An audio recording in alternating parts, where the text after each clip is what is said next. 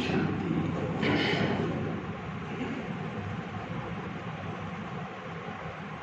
तो आज भक्ति करने के लिए आप लोग आए हैं। भक्ति मतलब योग, योग मतलब तपना। तो इस योग भक्ति में हम कैसे तपना है, क्योंकि आज का दिन आप लोगों को टाइम मिला हुआ है एक दिन का। तो इस एक दिन में आप अपना खुद काउंसलिंग करना, काउंसलिंग मतलब चेकिंग करना कि समय अनुसार मेरे अंदर क्या क्या कमी है, वर्तमान समय कैसा चल रहा है। और हमें तो समय अनुसार अंतिम समय कर्मातीत बनना है, कर्मेंद्रियजीत बनना है, मायाजीत बनना है। उसके लिए मेरे अंदर क्या क्या कमी है, वो कमी हमारे अंदर क्यों आती है। अभी मेरा शरीर छूट जाए, क्या मैं ब्राह्मण बनने के बाद संतुष्ट हूँ? जो मैंने बीके बन करके जो करना चाहिए, चाहे ज्ञान करना चाहिए, योग करना चाहिए, धारणाएं करना चाहिए, जो सेवा करना चाहिए, मैं कर रहा हूं। तो नहीं कर रहे तो मैं किस में उलझ गया हूं, मैं किसके अंदर फंसता जा रहा हूं? क्या जो मैं कर रहा हूं वो मेरे साथ में आ रहे हैं? चाहे मैं बिजनेस ज्यादा से ज्यादा करके अपने घर को बड़ा बना रहा हूं, 2 मंजिल बनाने के चक्कर में जा रहा हूं, और ये तो मुश्किल से 13-14 साल के बाद फिर परिवर्तन होने वाला है। और मुझे तो चाहिए क्या? 2 ही रोटी चाहिए। मैं किसी को दूसरों को देख करके तो नहीं कर रहा हूं। बाबा ने मुझे ब्राह्मण बनाया, किसी लिए बनाया? इन सब चीज का चिंतन करना, काउंसलिंग करना। इसलिए आप लोगों को कारोबार से मुक्त करके आज के दिन यहाँ बिठाया, ताकि जो हम दौड़ रहे उस मन को थोड़ा एकाग्र करके, जो बाबा ने मुझे बीके बनाया, ज्ञानी बनाया, उसका मैं कितना लाभ ले रहा हूं। और खास भट्टी, भट्टी मतलब क्या? भट्टी मतलब केवल एक दिन की भट्टी नहीं, लेकिन सदा के लिए मेरा योग बाबा से लगा रहे। तो सबसे पहला हम इसी टॉपिक के ऊपर चर्चा करेंगे, हम निरंतर योगी कैसे बने, निरंतर योगी कैसे बने। हमारा निरंतर बाबा के साथ कनेक्शन जुटा रहे, उसके लिए क्या धारणा चाहिए, निरंतर योग के लिए क्या धारणा चाहिए, उसके बारे में चर्चा करेंगे। क्योंकि निरंतर योग से ही हमारा जन्म जन्मांतर जो हमने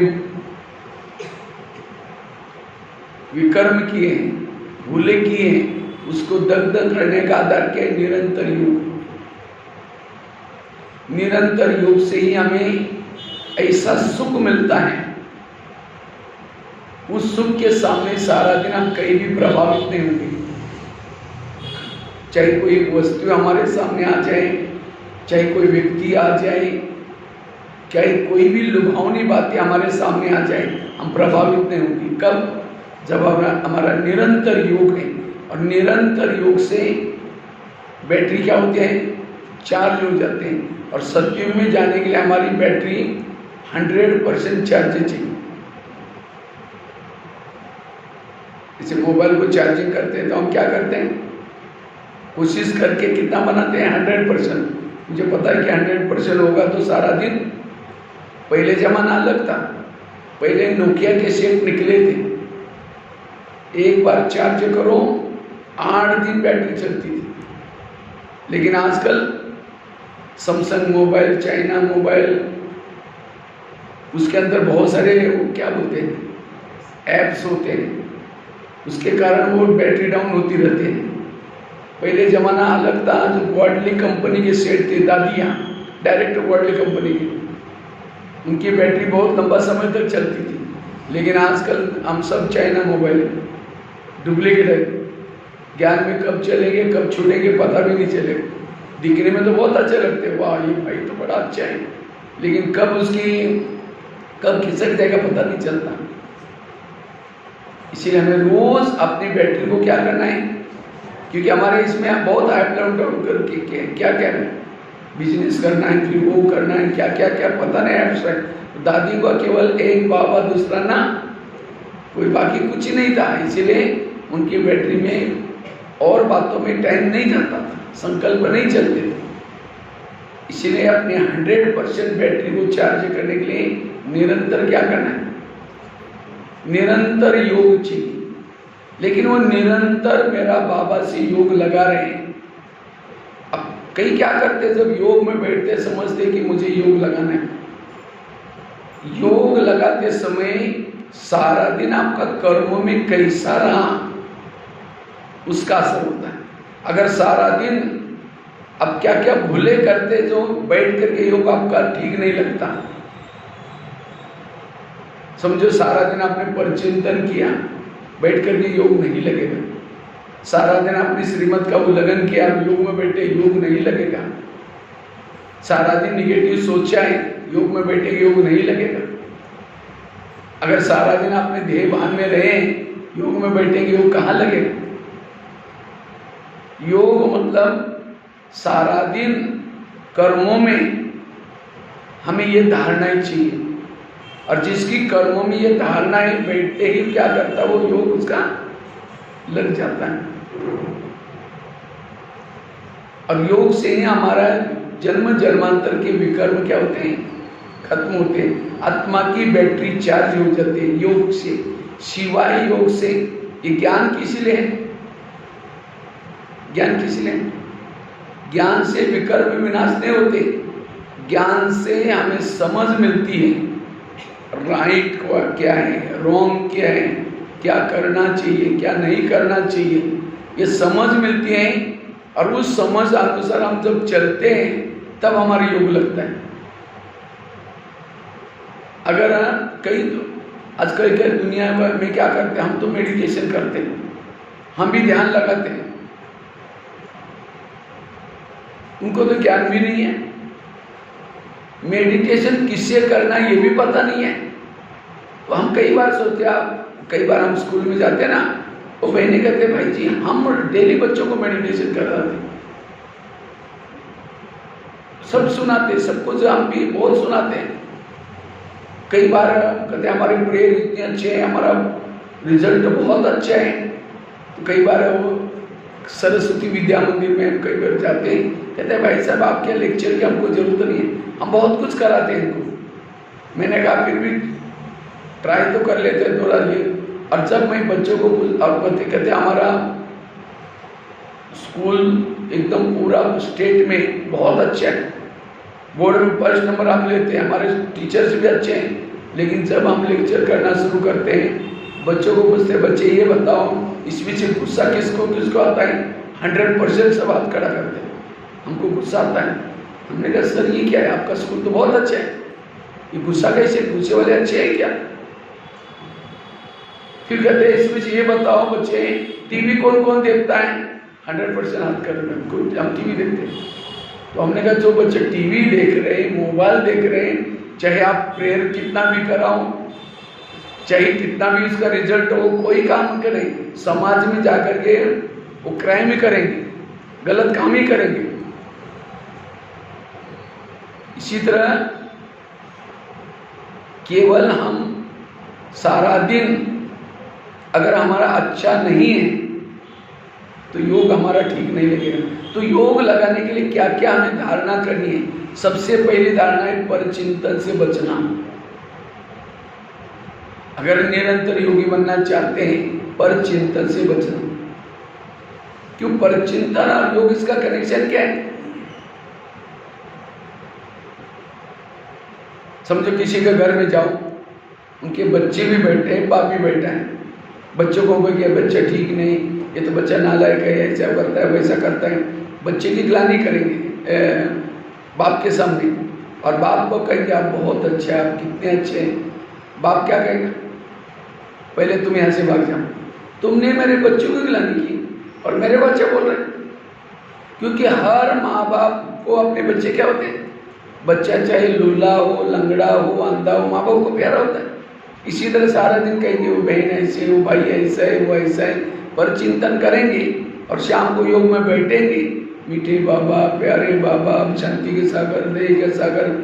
बाबा कहेगा तुम पहले यहाँ से भाग जाओ, तुमने मेरे बच्चों की ग्लानि की और मेरी महिमा कर रहे। इसी तरह आज सारा दिन हम क्या करते हैं, चाहे अज्ञानी हो ज्ञानी हो, हम कहते हैं हम ज्ञानी क्यों नहीं, पर चिंतन करते हैं। लेकिन हमारी भाभी भैया वो चाहे है तो बाबा के बच्चे, और उनका कोई दोष ही नहीं, क्योंकि उनको क्या मिला हुआ है,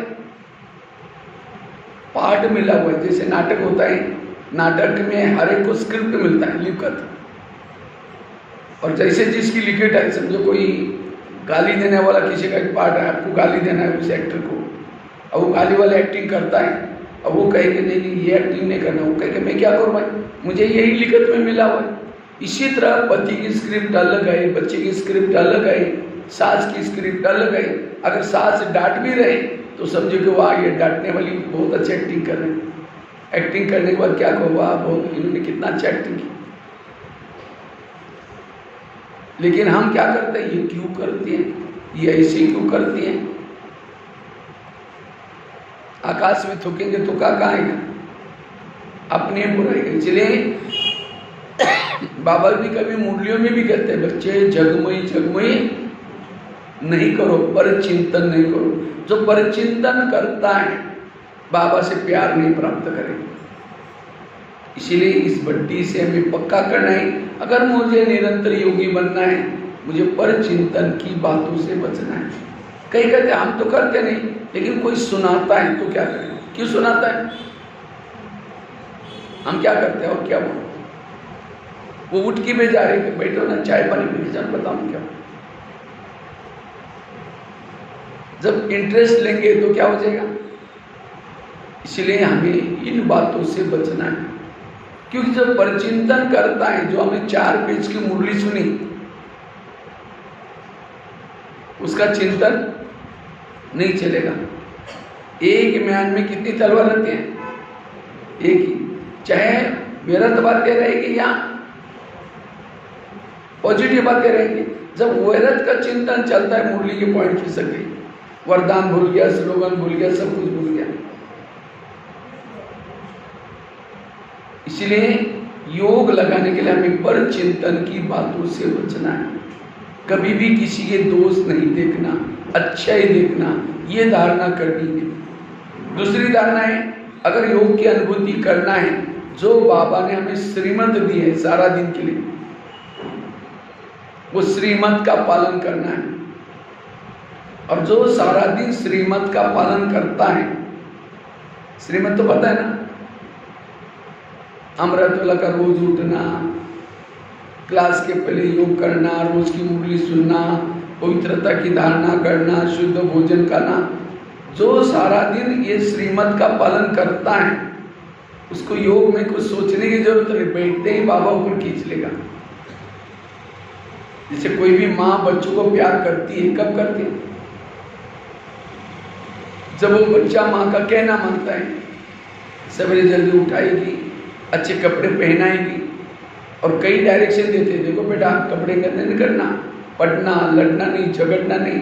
बच्चा जाता है, लड़ता है, झगड़ता है, कपड़े गंदे करके आता है, और शाम को जब आएगा मम्मी मम्मी करता है, मम्मी खींचे देखेगी, मैंने जो उसको कहा वो करके आया नहीं, करके बोलो तुम चिल्लाते हैं मैं आती हूँ, अच्छा जाएगी, जाकर 2 थप्पड़ लगा, मैंने कितना अच्छा कहा, तुम गंदा हो गया। अगर वही बच्चा माँ का कहना मान के आता तो माँ उसको प्यार करती।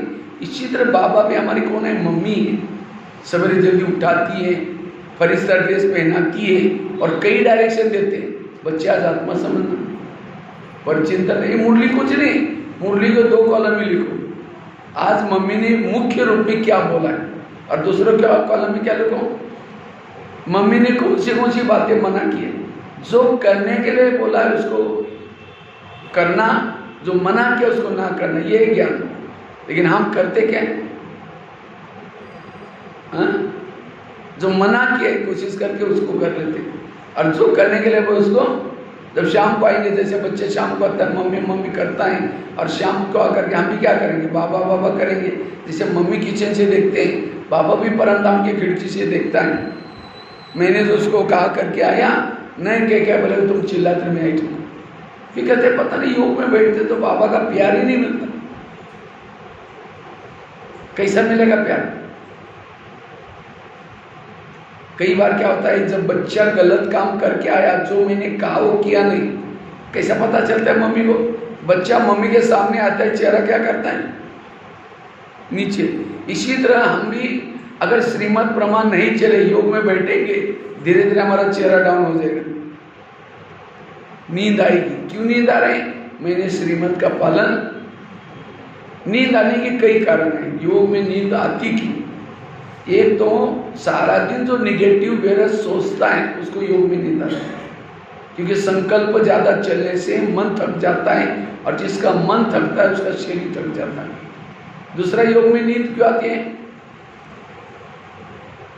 जिसके सिर पर विकर्म का बोझ है उसको में नींद आती है।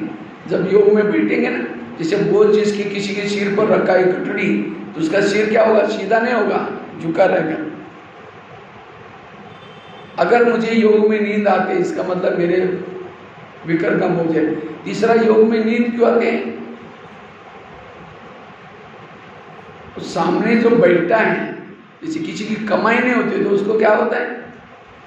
नींद आती है। इसी तरह जिसको कमाई नहीं हो रहा, अनुभव नहीं हो रहा, उसको नींद आती है। कई बार नींद इसीलिए भी आती है, कोई हम दवाई खा लेते हैं, समझो आजकल किसी को खांसी है, क्योंकि आजकल दवाई में क्या मिलाते हैं? अल्कोहल मिला जाता है, तो दवाई खाने से भी किसी को नींद आती है। किसी को नींद इसीलिए आती है जब ध्यान भटकता है, तो चेक करो मेरा इसमें से क्या कारण है। कई बार इसीलिए भी नींद आते हैं, हम प्रॉपरली क्या नहीं करते? रेस्ट नहीं करते। शरीर को इतना घंटा नींद चाहिए, उतना नहीं करते, तब फिर योग में क्या हो जाएगी? नींद आएगी। कई को क्या होता है, रात को कोई ना कोई टेंशन है, और टेंशन से क्या होता है, उसको नींद ही नहीं लगती रात को, और फिर रात को नींद लगेगी तो क्या हो जाएगा? देरी से सोएगा तो उठेगा भी फिर देरी से। जब नींद पूरी नहीं होगी तो नींद लगेगी। इसलिए बाबा के श्रीमत का पालन करने से ही योग लगेगा। तो श्रीमत प्रमाण चलना है। तो श्रीमत प्रमाण कितना परसेंटेज चलते होंगे आप लोग? कितना चलते हो बताओ? हर एक अलग अलग है। कितना परसेंटेज आप लोग बाबा के श्रीमत को फॉलो करते हो? 100%?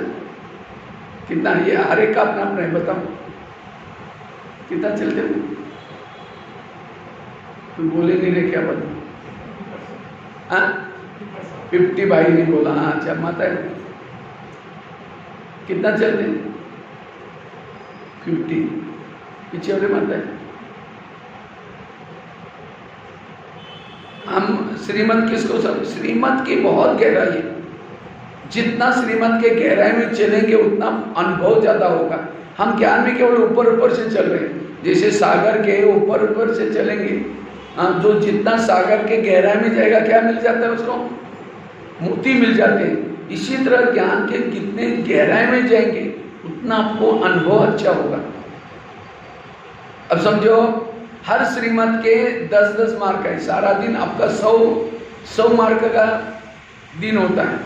उसमें से फिर आपको, क्योंकि हर एक के कंप्यूटर लगे हुए ऊपर बाबा के पास, आप जो भी श्रीमत का पालन किया उसके अंदर के मार्क आपको अपने आप मिल गए।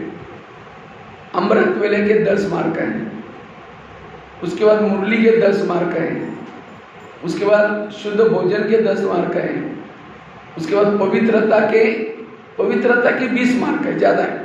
क्योंकि पवित्रता 2 प्रकार के, एक है स्थूल में पवित्रता, दूसरे है मनसा वाचा कर्मणा की पवित्रता।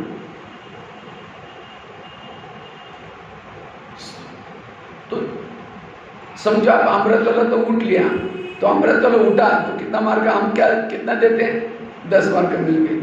लेकिन उसमें भी डिवाइडेशन है। अगर अमृतवाला आप बेड पर से तो उठे, बाबा के कमरे तो गए, आधे मार्क मिल गए, मेरा 5 मार्क आपको मिल गए। बहादुरी दिखी उठने की, लेकिन वहां जाकर के आंखें बंद करके बैठ गए, आधे मार्क गए उसके। अच्छा चलो आंखें भी बंद नहीं की थी, लेकिन बुद्धि रूपी आंख से परम धाम में बाबा को सामने देख रहा हो, वो नहीं किया तो भी 2.5 मार्क उसके गए। तो आपको मिले केवल उठने के 5 मार्क, आंखें खुली थी उसकी 2.5 मार्क, 7.5 मार्क मिल गए। इतनी एक श्रीमत का मार्क। अब मुरली तो सुनी आपने, लेकिन मुरली के पहले आधा घंटा योग नहीं किया, आधा मार्क गए। मुरली के 5 मार्क है, उसके बाद मुरली सुनने के केवल 1 मार्क है, और सुनी भी मुरली को धारण करने के 4 मार्क है। और हम मुरली सुन लेते हैं तो हम कितना मार्क देते हैं, 10 मार्क देते हैं। आज मुरली सुन ली, लेकिन 10 ने एक्चुअली आपको कितना मिला है, 1 ही मार्क मिला। और फिर मैं कहते हैं, फिर मैं हम क्या बोलते हैं, हम ज्ञान में तो चलते हैं, पता नहीं कुछ अनुभव होता ही नहीं, योग लगता ही नहीं, क्योंकि हम ज्ञान के गहराई में नहीं गए। इसको कहते हैं आध्यात्मिक ग्रामर। जैसे मैं शांति सागर की संतान हूं, ये सेंटेंस लिख दिया, लेकिन शांति की मात्रा पीछे वाली मार दी, मराठी वाली मार दी, क्योंकि महाराष्ट्र लोग क्या करते हैं, पीछे वाले मात्रा में। तो हिंदी वाला पढ़ने वाला क्या बोलेगा, ये रॉन्ग है। भले पढ़ने में वही शब्द है, शांति सागर की संतान हूं, लेकिन ग्रामेटिकल मिस्टेक है। इसी तरह हर कर्म विधि पूर्वक करना, और जिसका हर कर्म विधि पूर्वक है परफेक्ट मार्क मिलता है। इसलिए श्रीमत की धारणा योग के लिए काम आती है। तीसरी धारणा है, अगर योग की अनुभूति करनी है, हम सारा दिन आत्मा के स्वरूप में टिकने का अभ्यास करना है। अगर सारा दिन आप आत्मा के स्वरूप में नहीं टिकेंगे, आप जो नहीं चाहिए वो बातें आपको दिखाई पड़ेगी, सुनाई पड़ेगी, किसी के दोष दिखाई पड़ेंगे, अवगुण दिखाई पड़ेंगे, और सारा ये मन बुद्धि में रिकॉर्डिंग होता है। रिकॉर्डिंग होता है जब योग में बैठेंगे, जो मन बुद्धि में सारा दिन जो देखा है सुना है वही दिखता है, वही सुनता है। ये करो, योग में बैठेंगे, योग में सारा दिन जो देखा सुना वही दिखाई पड़ता है। क्यों? सारा दिन आप आत्मिक स्वरूप में नहीं थे। आत्मिक स्वरूप वाला आंखें खुली हैं तो भी उसको यहाँ की कोई चीजें दिखाई, आंखें खुली हैं तो भी, कान खुला है तो भी सुनते हुए न सुनने की, देखते हुए में न देखने की अवस्था रहती है। क्योंकि आत्मिक स्वरूप में रहने से उसको अपनी आत्मा नजर आती है, इसलिए और कुछ ही नजर नहीं आता। जिसको बाबा कहता है कर्म योगी बनो, और कर्म योगी बनने का आधार है आत्मिक स्थिति। और जितना आत्मिक स्थिति में सारा दिन है, उतना सारा दिन आपने जो देखा सुना वो बातें योग में डिस्टर्ब नहीं करेगी। जैसे शाम को योग में बैठते आपका बाबा से कनेक्ट रहेगा, योग लगेगा। तो योग लगाने के लिए आत्मिक स्थिति चाहिए। अभी आप लोग मार्च में, फरवरी में जा रहे हैं ना मधुबन में, मधुबन में जा रहे हैं। मधुबन की तो आप टिकट बनाएंगे, कपड़े नए सिलाई करेंगे, तैयारी करेंगे, लेकिन बाकी सारी तैयारी के साथ साथ सबसे महत्व की तैयारी वो शुरू करो अभी से। कौन सी तैयारी? आत्मिक स्थिति में रहने का अभ्यास करके जाना। अगर मधुबन में गए और वहां जाकर के आत्मिक स्थिति में नहीं रहेंगे, वहां कोई अनुभव नहीं होगा अब तक। क्योंकि आजकल बाबा वहां आता है, पहले आता था गुलजार दादी के तन में, लेकिन आप गुलजार दादी के तन में नहीं आता, अभी अव्यक्त रूप में आता है। आता ही से पहले जैसे सब कुछ होता है, वो पावर देता है, लेकिन वो बाबा का अव्यक्त स्वरूप देखने के लिए हमारा स्वरूप क्या चाहिए? अव्यक्त स्वरूप चाहिए, आत्मिक स्वरूप चाहिए। आत्मिक स्वरूप में रहने से आपको सब कुछ पहले से भी ज्यादा अनुभव होगा आपको। इसलिए वो तैयारी करके जाना। अभी से आपको बार बार मधुबन में जाना है, वैसे आत्मा के स्वरूप में रहने का अभ्यास करना है। इसलिए अमृतवेला अच्छी करना है, रोज सारा दिन ज्यादा फालतू बातों में नहीं जाना है, क्योंकि मधुबन में जाना है, बाबा से मिलने के लिए जाना है। एक बड़ा सा चुंबक है, चुंबक के सामने लोहे के टुकड़े डालो तो क्या हो जाएगा? तुरंत खींच लेगा। इसका मतलब चुंबक कैसा है? बहुत अच्छा है। लेकिन चुंबक के सामने कुछ लोहे के टुकड़े, एक बड़ा सा कपड़ा लेकर के, बड़ा थान लेकर के उसके अंदर डालो, लपेट करके, बांध करके, गाठी बांध करके, तो खींचेगा? चुंबक खराब है? चुंबक तो अच्छा है, लेकिन हमने लोहे के टुकड़े को किस में डाला है? कपड़े के अंदर लपेट करके डाला है। इसी तरह बाबा भी एक चुंबक है, सर्वशक्तिवान है। लेकिन बाबा के सामने अगर देह बांध में आकर के बैठेंगे, देह बांध के कपड़े के अंदर लपेट करके बैठेंगे, तो कोई भी अनुभव नहीं होगा। इसलिए योग के लिए निरंतर आत्मिक स्वरूप चाहिए। एक बार मधुबन में हम मुरली सुनने के लिए बैठे थे। मैं तो मोस्टली मधुबन में बाबा के मिलन में नीचे बैठता हूँ, पट पर, जहाँ पार्टी के लोग सारे बैठते हैं उसी में बैठ जाता हूँ। तो मैं नीचे बैठा था और खास तो मेरी जगह थोड़ा माताओं के बाजू में बैठा था। तो गुलजार दादी के तन में बाबा आया था, आधी मुरली हो चुकी थी।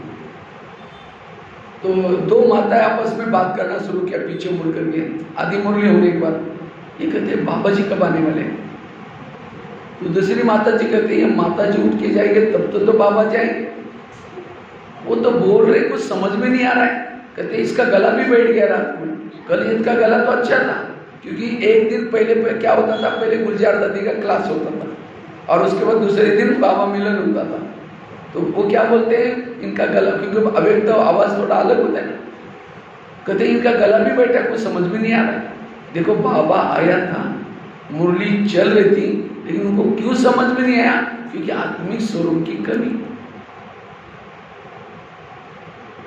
इसलिए मधुबन में पहले क्या करते थे, मधुबन में पहले उन्हीं को चांस देते थे। वो बहनों को बोलते थे मधुबन से रेगुलर वो क्लास की हाजिरी कितनी है उस स्टूडेंट की, 1 साल तक उसने पवित्रता का पालन किया या नहीं किया, अमृत वाला रोज उठा या नहीं उठा, भोजन शुद्ध है या नहीं है, तब जाकर के उसको मधुबन में बाबा मिलन में भेजो। अन्यथा, क्योंकि बाबा को देखने के लिए अगर 1 साल वो पवित्रता का पालन करेगा, शुद्ध भोजन खाएगा, अमृत वाला करेगा, रेगुलर मुरली सुनेगा, तो थोड़ा तो आत्मिक ज्योति जागृत हो जाएगी। और सब जिसकी आत्मिक ज्योति जागृत हो जाती है, वो जब बैठा है वो परमात्मा की अनुभूति कर सकता है। इसलिए एक गीत है ना हमारा, यही कहीं बाबा नजर नहीं आते। किसको नजर नहीं आते? जो देह बांध के नजर से देखता है उसको बाबा नजर। इसलिए आत्मिक स्वरूप में टिको। दादी जानकी हमेशा कहती थी मैं कौन और मेरा कौन। तो ये आत्मिक स्वरूप योग, निरंतर योग लगाने का आधार है। जितना आप खुद को भूल जाते हैं उतना खुदा भूल जाता है, बाबा खिसक जाता है। अगर बाबा को अपने तरफ खींचना है, आत्मा के स्वरूप में टिको। ये धारणा पक्की करनी है, मुझे बार बार मैं आत्मा हूँ, इसका अभ्यास करना है। पहली धारणा कौन सी बताई? पर चिंतन से बचना। दूसरी कौन सी बताई? श्रीमत का पालन करना। तीसरी बताई आत्माभिमानी बनना। चौथी धारणा है अपने संकल्प को कम चलाना, पॉजिटिव चलाना, सकारात्मक चलाना। जिसके संकल्प कम चलते हैं, पॉजिटिव चलते हैं, सकारात्मक चलते हैं, उसका मन सदा हल्का रहता है और उसकी बुद्धि सदा, क्योंकि योग के 2 ही साधन है, क्या? मन और बुद्धि। मन हमारा कैसे चाहिए? हल्का चाहिए। और बुद्धि कैसे चाहिए? स्वच्छ। जैसे आकाश के चंद्रमा को नीचे पानी में देखना है तो पानी कैसे चाहिए? स्थिर चाहिए, स्वच्छ चाहिए।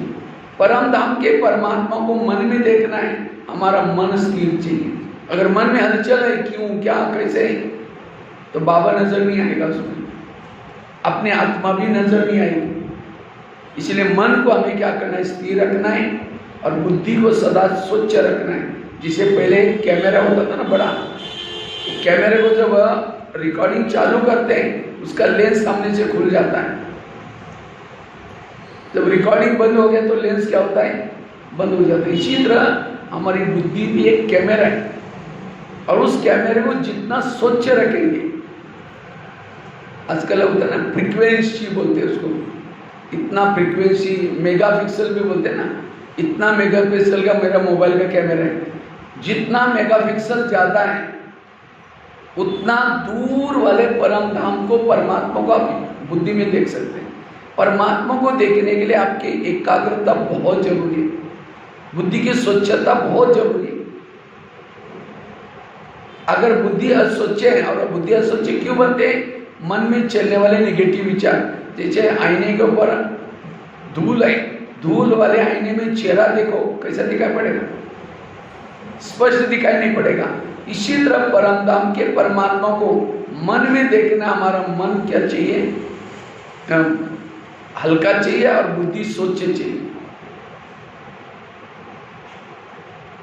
इसलिए लेकिन आजकल माया क्या करे, माया का जो वर्तमान समय ब्राह्मणों के जो अटे गए, ब्राह्मण तो क्या दुनिया वालों को भी दुखी बनाने के लिए आजकल माया क्या कर रहे हैं, टेंशन पैदा कर रहे हैं। टेंशन आजकल दुनिया में भी टेंशन है, और ब्राह्मणों में भी उसका असर है। आजकल ब्राह्मणों के भी बहुत निगेटिव विचार चलते हैं, ये क्यों हुआ, है ज्ञानी जिसको ड्रामा का ज्ञान है, कर्मों का ज्ञान है, जो हुआ अच्छा सारा ज्ञान है, तो भी कहता है ये क्यों करता है, ये ब्राह्मण है, ये बीके है, ये भी ऐसा करता है। वंडरफुल वाले क्वेश्चन, और जो मन में क्वेश्चन उत्पन्न करता है उसके सोच निगेटिव चलते हैं, और जिसके सोच निगेटिव है उसकी बुद्धि अस्वच्छ है, उसका मन भारी है। जब दो योग लगाने के लिए दोनों चीज, जैसे पहले जमाने में अगर घर के ऊपर ढाका डालना है तो चोर क्या करता था, चोर क्या करता था, पहले उस घर का टेलीफोन का कनेक्शन काट करता था, उसके बाद उसका बिजली का कनेक्शन काट करता था, अंधेरा हो गया उसके बाद डाका डाल दे, किसी को बोल ही नहीं सकता वो। इसी तरह माया भी एक डाकू है, वो क्या करते हैं, पहले आपके मन और बुद्धि की तार को काट देते हैं, और उसके लिए निगेटिव विचार। इसलिए सदा पॉजिटिव सकारात्मक रहना, व्यर्थों से मुक्त बनना, तब हमारा योग अच्छा लग सकता है। जिसका मन भारी है, भारी मन ऊपर कैसा जाएगा।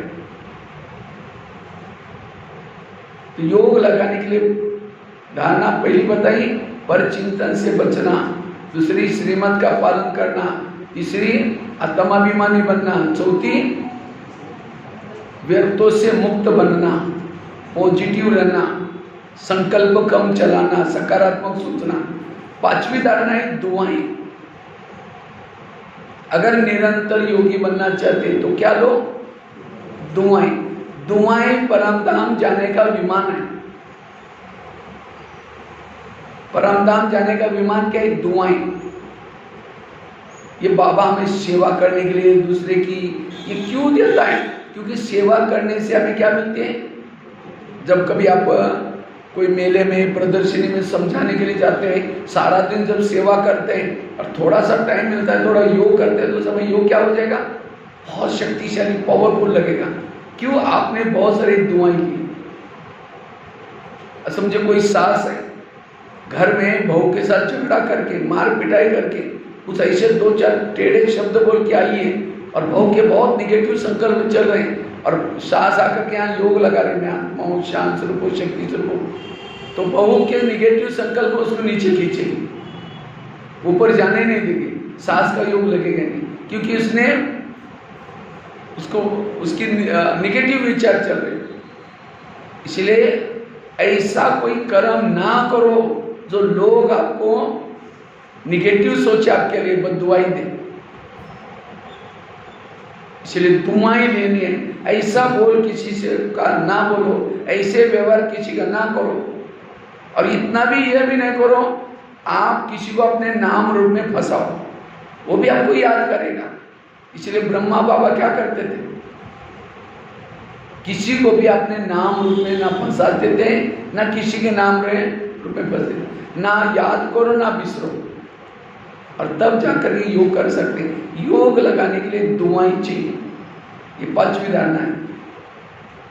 छठी धारणा है, अगर योग हमें लगाना है, हमें संस्कारों का परिवर्तन करना जरूरी है।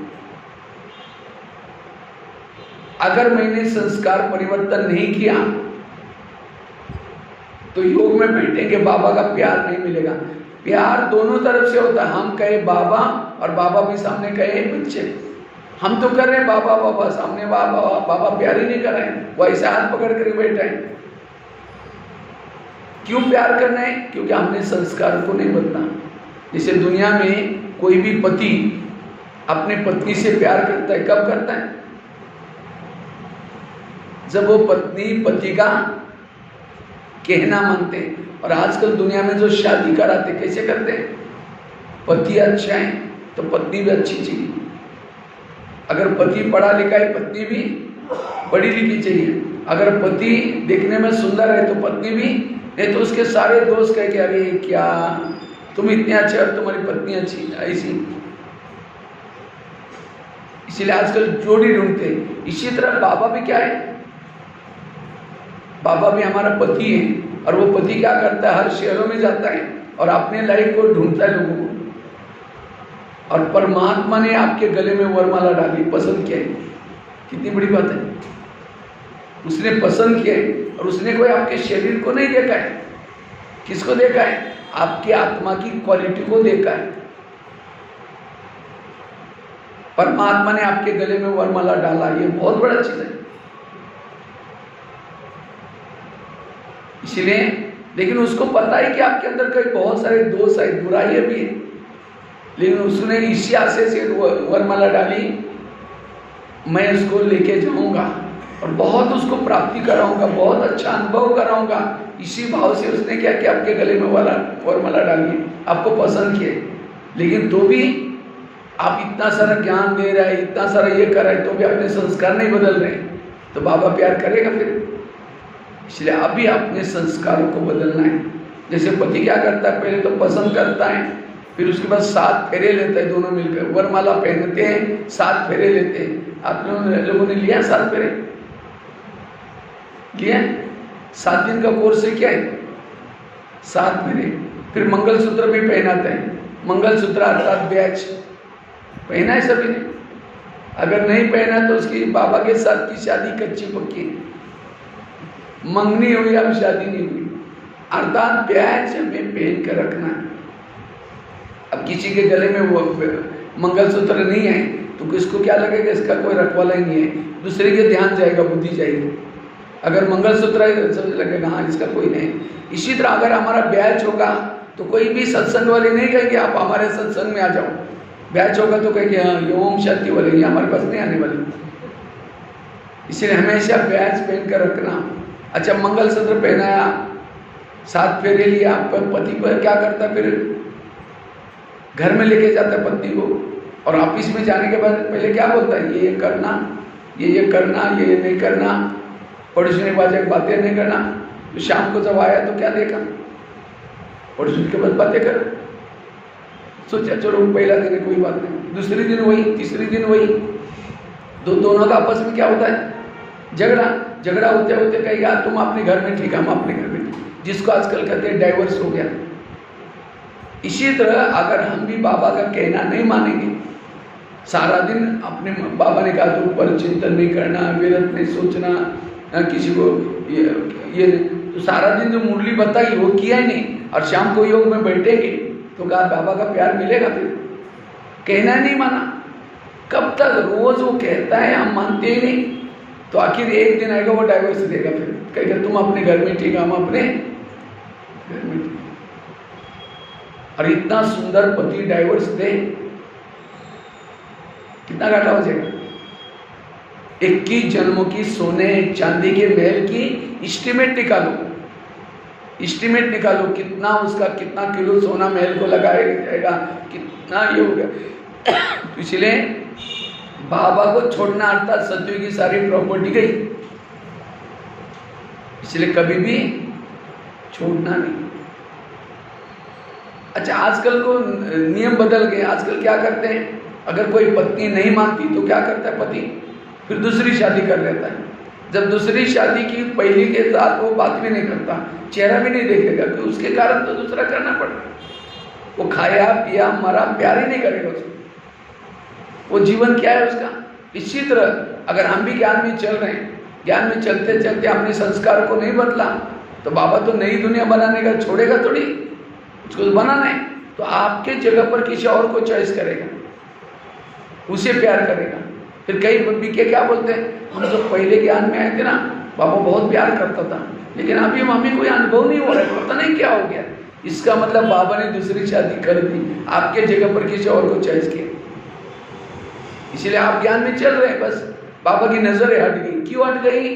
क्योंकि जो वो चाहता था मैं नहीं किया, संस्कार को नहीं बदला, इसलिए मुझे छोड़ दो। इसलिए अपने संस्कार को बदलने वाला जब योग में बैठता है, बाबा उसको प्यार करता है। और संस्कार को बदलने का और कुछ नहीं तरीका, वो जैसे कहता है वैसे वैसे चलते चलो। लेकिन हम क्या करते हैं, अपना मन में से करते हैं, नहीं हम तो गृहस्थी में रहते हैं, ये तो कहाँ हो सकता है, ये कैसे हो सकता है। इसलिए संस्कार को परिवर्तन करना है। योग के लिए धारणा जरूरी है। अगर योग लगाना है, उसके लिए आगे की धारणा है, रोज योग में कुछ नवीनता करो। जितना योग में नवीनता करेंगे, जैसे आपको रोज आलू की सब्जी खिलाएंगे तो क्या हो जाएगा, बोर हो जाएगा। अगर आलू ही है, उसमें अंदर फली डालो, गोभी डालो, मटर डालो, अगर अलग अलग चीजें जाएंगे तो आपको बोरिंग नहीं लगेगा, नवीनता लगेगा। इसी तरह आज हमारा योग क्यों नहीं लगता, क्योंकि हम योग में कुछ नवीनता करते हैं। इसलिए नवीनता का अभ्यास करो, कभी सोमानों के अभ्यास करो, कभी अलग अलग स्थितियों के अभ्यास करो, कभी फरिश्ता स्थिति का अभ्यास करो। हमें नवीनता करनी है योग में, और जो नवीनता करता है उसके लिए आजकल दुनिया में कोई भी नई कार आई तो सबका ध्यान किसके तरफ जाता है, जबकि पुरानी अच्छी होती है, लेकिन आजकल लोगों को नया पसंद है सब। इसी तरह हमें भी क्या करना है, नवीनता करनी है। और जो योग में नवीनता करता है, समझो कोई सप्ताह में हमें क्या करना है, सोमवार के दिन मौन रहना है। मैं शुरू में क्या करता था, समझता था कि अभी इस महीने में क्या करना है, मुझे केवल परम धाम का ही अनुभव करना है। तो ये जैसे समझना कि सारा दिन मैंने इस महीने के लिए नीचे से छुट्टी लेकर के परम धाम के लिए आया हूँ, तो सारा दिन चलते फिरते उसी स्थिति में रहते थे, बड़ा आनंद आता था, अपने आप परम धाम याद आता था। कभी कभी 1 महीने के लिए अव्यक्त होतन का अनुभव करना है, कभी कभी तो ऐसे हमें रोज कुछ ना कुछ नवीनता करना है। रोज के लिए भी अलग अलग आप सोमान लो। कभी कभी हमने ये भी किया, 30 दिन के लिए सोमान फिक्स किया, और जहाँ सोते वहाँ लगाया, और रोज क्या करते थे, कल क्या सोमान लेना है उस अनुसार अभ्यास करना है। तो नवीनता करने से भी हमें योग में अच्छा अनुभव होता है। और लास्ट की बात करनी है, अगर हमें योग लगाना है तो योग की धारणा होने से भी नहीं चलेगा। समझो आप परिचिंतन भी नहीं करते हो, श्रीमत में भी चलते हो, आत्माभिमानी भी बनते हो, संस्कार को भी बदलने की कोशिश कर रहे हैं, लेकिन अगर आपको योग की विधि पता नहीं तो भी योग का अनुभव नहीं होगा। हमें योग की विधि पता होना जरूरी है। विधि से हाइड्रोजन और ऑक्सीजन मिलाने से क्या बन जाता है, पानी। इसी तरह मन बुद्धि जब बाबा में लगाते तब जाकर के हमें सुख और शांति मिलती है। तो हमें योग को विधि से करना है। तो योग की विधि क्या है, इसे आजकल मोबाइल निकला है, और आजकल बूढ़ी बूढ़ी माताएं सबको पता है मोबाइल को चार्ज कैसे करते हैं। कैसे चार्ज करते हैं मोबाइल को, चार्ज कैसे करते हैं, रोड पर डाल दो, धूप में हो जाएगा चार्ज, हो जाएगा। अच्छा कोई बगीचे में लेके जाकर के डाल दो, हो जाएगा। मोबाइल को चार्ज करने के लिए कहाँ लाते हैं, पहले सबसे पहले जहाँ प्लग का स्थान है वहां ला करके रखेंगे पीछे। इसी तरह शरीर भी हमारा क्या है, एक मोबाइल है, और आत्मा उसकी क्या है, बैटरी है। तो बाबा ने भी हमारी आत्मा रूपी बैटरी को चार्ज करने के लिए जगह जगह पर प्लग के पॉइंट बना कर रखे। प्लग कहाँ है? ये सेंटर्स। और यहाँ तो जबलपुर में बहुत सारे प्लग बना कर रखे। जिस एरिया में आपका प्लग नजदीक है, दिन में एक बार 1 घंटे के लिए क्या करना है? जैसे मोबाइल को दिन में एक बार कितना लाते हैं? 1 घंटे के लिए लाते हैं और वहां रखते हैं। केवल प्लग के पास रखते नहीं, लेकिन उसकी तारें क्या करते हैं? प्लग में डाल देते हैं। इसी तरह हमें भी दिन में एक बार अपने शरीर को कहाँ लाना है? सेंटर में लाना है। अच्छा, सेंटर मोबाइल को ला करके प्लग के पास पटका दिया, लेकिन तारे डाली नहीं, तो चार्ज ही नहीं होगा। इसी तरह हमने भी शरीर को ला करके क्लास में पटका दिया, लेकिन माँ इधर उधर देख रहे हैं, घड़ी में देख रहे हैं अब कब पूरा होगा, फिर जाना है, नाश्ता करना है, माना तार नीचे ही भटक रहे, तो भी अनुभव केवल यहाँ आने से तो भी चार्ज ही नहीं होता।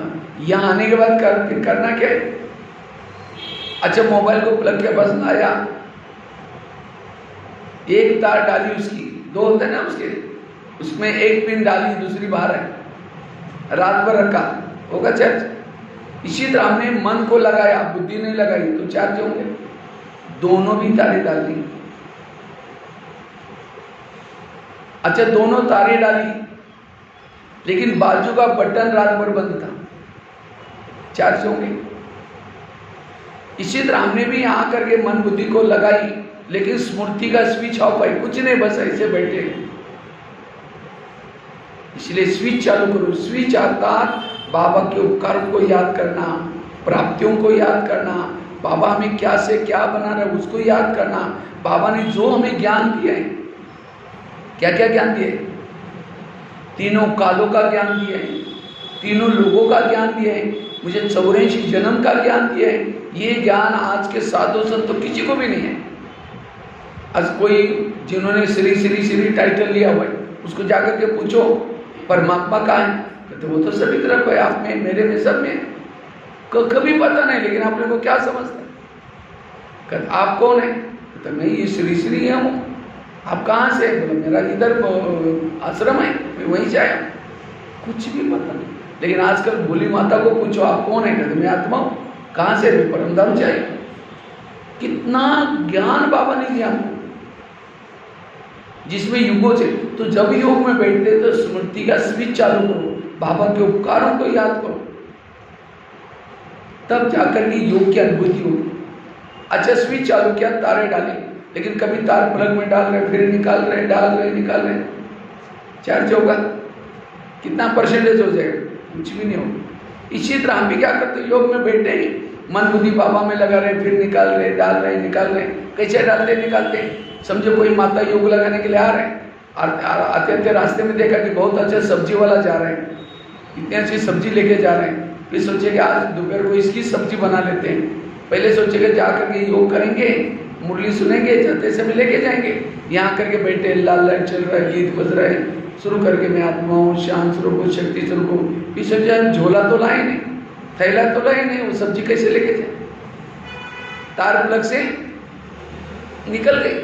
फिर कहे कि ठीक है, उसके पास तो प्लास्टिक का झोला तो गए, मैं आत्मा हूँ, शांत स्वरूप हूँ, शक्ति स्वरूप हूँ। फिर सोचे कि गैस के ऊपर जो दूध रखा था गर्म करने के लिए, शायद गैस को बंद किया था या कम किया था, चलो कोई बुझाई देगा। मैं आत्मा हूँ, शांत स्वरूप हूँ, शक्ति स्वरूप हूँ। फिर सोचा यार घर में तो मेहमान आने वाला था, मैंने रात को उनके लिए सोचा था कि छोले बनाएंगे, लेकिन रात को तो बातों बातों में बाद में भूल ही गए, और भिजवाई था ही नहीं, अभी तो बना ही नहीं सकते, बिजली के बिना गलेगे नहीं। चलो छोड़ो, कुछ आओ क्या बनाएंगे, क्या अपने, चलो बाद में देखते। मैं आत्मा हूँ, शांत स्वरूप। लाल लाइट की सफेद लाइट हो गई, योग का टाइम पूरा हुआ। सामने वाला बैठने वाला क्या समझते, वाह इन्होंने आधा घंटा योग किया, लेकिन इनका योग कहाँ लगा था? हाँ? वो सब्जी वाला योग है या छोले वाला है, बाबा वाला योग नहीं था। अगर ऐसा योग करेंगे तो कैसा अनुभव होगा? इसलिए योग में हमें क्या करना है? विधि से करना है। आपकी आंखें जो देखते वो महत्व का नहीं है, आपकी बुद्धि कहाँ देख रहे हैं वहां आपका योग है। बुद्धि को लगाना है। हम क्या करते हैं योग में, मन को लगाते, बुद्धि नहीं लगाते। मन एक प्रकार का बछड़ा है, गाय का बछड़ा, और बुद्धि क्या है उसकी, गाय है। बुद्धि एक प्रकार का कैमरा है और मन क्या है, टीवी है। टीवी में वही दृश्य आता है जो कैमरा दिख रहा है।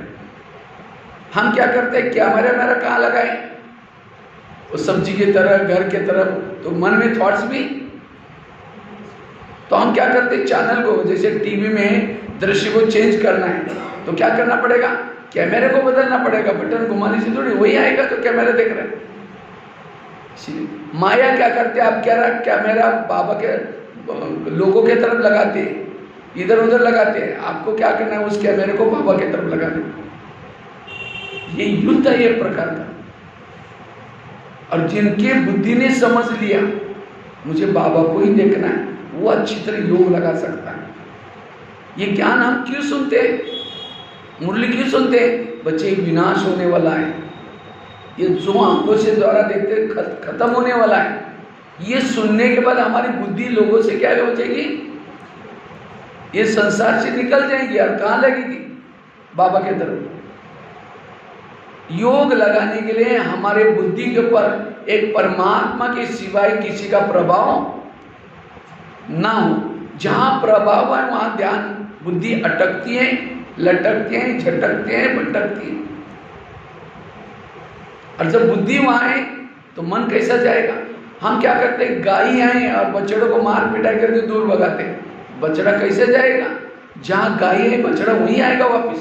हम बुद्धि आए और मन को कहते हैं तुम परम धाम में जा, मन जाता ही नहीं, वापिस आ जाता। इसलिए बुद्धि जहां हमारा ध्यान होगा वहां हमारा मन होगा। विधि से योग लगाना है, और जब विधि से योग लगाएंगे तब जाकर के हमें योग का अनुभव होगा। इसलिए 6-7 जो धारणा बताई, ये सारा दिन हमें धारणा करनी है। पर चिंतन से बचना, श्रीमत का पालन करना, आत्माभिमानी होकर के रहना, दुआएं लेना, संकल्प कम चलाना, सोमानों के अभ्यास, संस्कार परिवर्तन, और ये सब होने के बाद भी योग की विधि, तब हम योग युक्त बन सकते हैं। ये टोटल मूल्यों में बाबा यही बातें सुनाता है रोज की। बच्चे झगमुई झगमुई नहीं करो, पर चिंतन नहीं करो, बच्चे श्रीमत का पालन करो, बच्चे आत्माभिमानी बनो। ये मुझे लगता है सारे मूल्यों का सार मैंने ये बातें सर आपको बताई। अगर ये सब है आपके पास तब जाकर के आप योग की अनुभूति कर सकते हैं। फिर उसके विस्तार में जाओ। आज हम श्रीमत प्रमाण क्यों नहीं चल पाते, श्रीमत प्रमाण नहीं चलेंगे तो उसके क्या, क्यों श्रीमत का उल्लंघन करते, उसके डीप में जाना। आज हम परिचिंतन क्यों सुनते हैं, अगर मैं परिचिंतन करूंगा तो क्या मेरा घाटा होगा, उसके डीप में जाओ। मेरे संस्कार कौन से हैं, क्यों नहीं बदलते, उसके डीप में जाओ। इन सब चीज को ठीक करो, सहज हमारा योग लग जाएगा। तो ऐसे हमें क्या करना है, अपना एनालाइज करके आज हमारे अंदर कौन सी कमजोरी है वो देखना है, और देख करके उसको परिवर्तन करना है। और तब हम निरंतर योग युक्त रह सकते हैं। और जो निरंतर योग युक्त है वो सृष्टि का वायुमंडल पर, कहीं कहते हम मेरे तो कोई काम सेवा करते नहीं, सबसे ऊंची सेवा है वायुमंडल को शुद्ध बनाना। ये बहुत बड़ी सेवा है, क्योंकि जब तक आप वायुमंडल को शुद्ध नहीं बनाएंगे तब तक देवी देवता धरती पर नहीं आएगा। इसलिए आजकल सबसे ज्यादा बाबा महतों की कौन सी सेवा बोलता है, मनसा सेवा। लेकिन मनसा सेवा कौन कर सकता है, जिसकी योग युक्त स्थिति, और योग युक्त रहने के लिए सब बातें। इसलिए भले आप सारा दिन कुछ भी नहीं करते, भले स्थूल सेवा नहीं करते, लेकिन अगर आपकी अपनी स्थिति अच्छी है, आप बहुत बड़ी बाबा के कार्य में मददगार बने। सूरज निकल गया तो सूरज की कितनी बड़ी सेवा हो रही है। अगर एक दिन सूरज निकलेगा ही नहीं तो क्या हो जाएगा, कितनी बीमारी हो जाएगी, क्या क्या हो जाएगा। इसी तरह हमारा भी आत्मिक स्थिति होने से बहुत बड़ा काम हो रहा है। कई लोगों का दुख दूर हो रहा है, कई लोगों की समझत हो रहे। इसलिए आत्मिक स्थिति बनाना और उसका आधार है योग का अभ्यास करना। ठीक है, तो निरंतर योग बनाने के लिए 6-7 धारणा करनी और हमें निरंतर योग युक्त बनना है। और जितना निरंतर योग युक्त बनेंगे, आपका व्यवहार, आपका चलना फिरना लोगों को एक अलौकिक दिखाई पड़ेगा, आपके चेहरे पर मुस्कान रहेगी। योगी के कर्मों में भी कौशलता आएगा, कर्मों में कला आएगी। ऐसा हमें योग युक्त जीवन बनाना है। ठीक है, ओम शांति।